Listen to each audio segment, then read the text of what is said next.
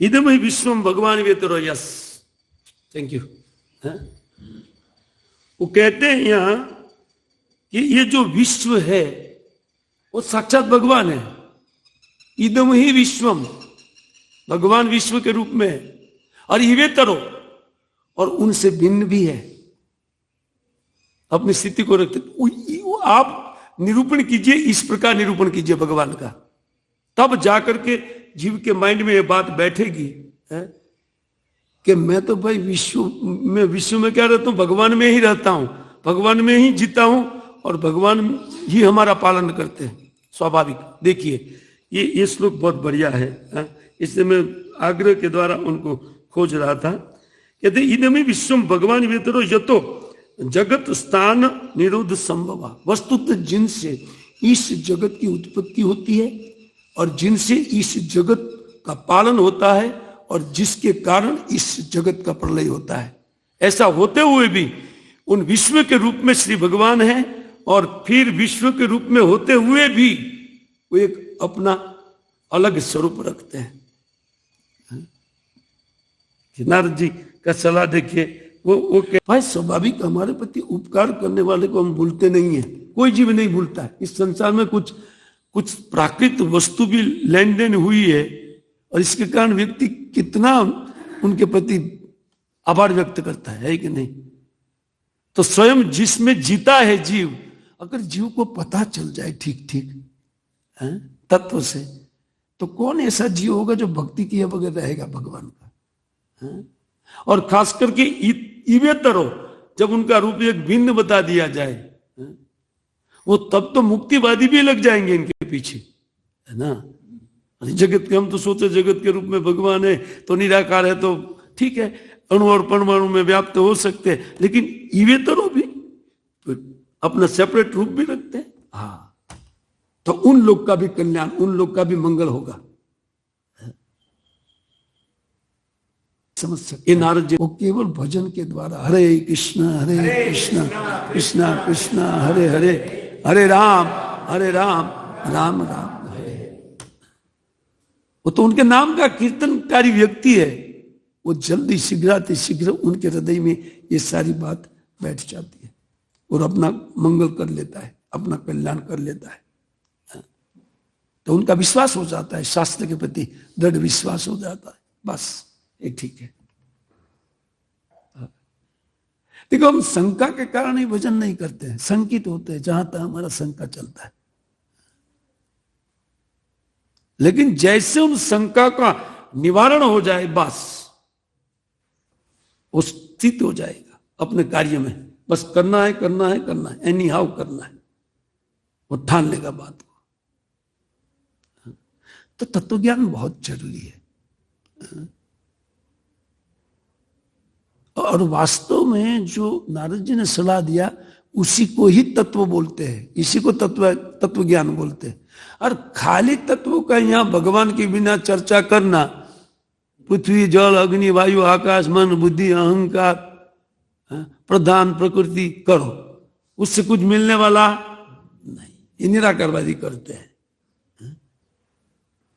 तो विश्व मूर्तो भगवान यहां बता रहे हैं कि जो सारे विश्व के रूप में स्थित है, यहां बता रहे हैं। कहते हैं अनंत मूर्तिर्वाह, भगवान अनंत विग्रह के रूप में दिखाई पड़ेंगे। कहिए कहां भगवान नहीं है? पेड़ में भगवान नहीं है, सब जगह है। और जैसे व्यक्ति भजन साधन उनका थोड़ा बहुत प्रबल होता है ना, तो सब जगह भगवान का एहसास उनको होने लगता है। और तब तो जाकर के सबके प्रति उनका सम्मान व्यक्त होता है, और ये भगवान है, भगवान उनको प्रणाम करेंगे, प्रणाम करना चाहिए। विश्व मूर्ति वो देखते हैं, उनको जहां तहां अपने इष्ट देव का दर्शन होता है। अब भगवान की याद एक सेकंड भी नहीं जाएगा उनका, भगवान की याद के विहीन। हाँ, लेकिन इसके लिए टाइम लगेगा। हम लोग को प्रबल साधन भजन माना चाहिए। और फिर उस साधन भजन को देख करके भगवान का चित्त जब कृपा परवश उन भक्ति के ऊपर जब पिघल जाएगा, तब तो सब कुछ उनके सामने स्पष्ट हो जाएगा। लेकिन तब तक मेहनत रहता है जी, उनको मेहनत करना ही पड़ेगा तब तक अपनी साधना के लिए। ऐसा नहीं मेहनत के, जैसे माता यशोदा, उनका मेहनत देख करके भगवान बन गए। बाकी 2 उंगल कम रहता था, 2 उंगल कम, जितनी रस्सी लगा 2 उंगल कम, पूरे ब्रज की रस्सी लगा दिया लेकिन 2 उंगल कम। माता आश्चर्य, ये तो करधनी मैंने तो पहनाया है, कल मैंने करधनी पहनाया था, वो तो फिट आ गया था, अब ये रस्सी गांव का मंगा करके विश्व मूर्ति। इसी को समझाया है वेदव्यास महाराज ने, जो नारद जी ने निर्देश दिया, भगवान को आप इस प्रकार प्रस्तुत कीजिए। तो दोनों कथाएं एक साथ में चलती है। देखिए, माधुर्य और ऐश्वर्य। तो माता जब थक गई, परेशान हो गई, तब कृपा शक्ति, वास्तव भगवान कर दे माता को, नहीं नहीं अभी ज्यादा परेशान नहीं करना है, बंद गए। तो बहुत आवश्यक है, कृपा होगा तब होगा। ऐसा नहीं कि जब कृपा होगा तब मंदिर आएंगे। लोग नहीं बोलते अरे भगवान लाएंगे तो आएंगे। अरे भगवान तो तुमको मनुष्य शरीर दे करके ऐसा ही खड़ा है कि मंदिर जाने के लिए पैर दिए है ना। तो तुम फैक्ट्री को जाते हो, तुम्हारा गलती है।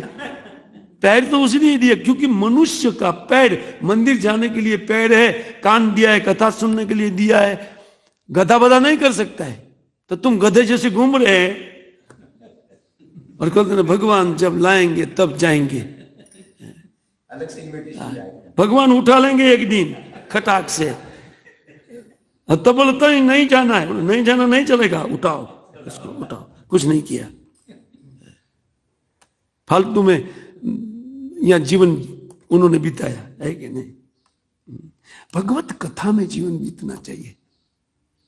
कितना सुंदर बीत रहा है जीवन। देखो हम सब लोग का जीवन, भले ही इसमें हमको रस नहीं आता है, लेकिन इस पर भी कितना सुष्टु बीत रहा है, आनंद से बीत रहा है एक, और प्रसाद का कोई कमी नहीं है। दो है कि नहीं, प्रसाद खाओ, प्रेम से कथा, कितना आनंद है। कौन बिजनेस में मरेगा बताओ, कौन मरेगा बिजनेस? नहीं, केवल कथा श्रवण में समय बीतना चाहिए व्यक्ति का। ज्यादा से ज्यादा कथा श्रवण करे बस।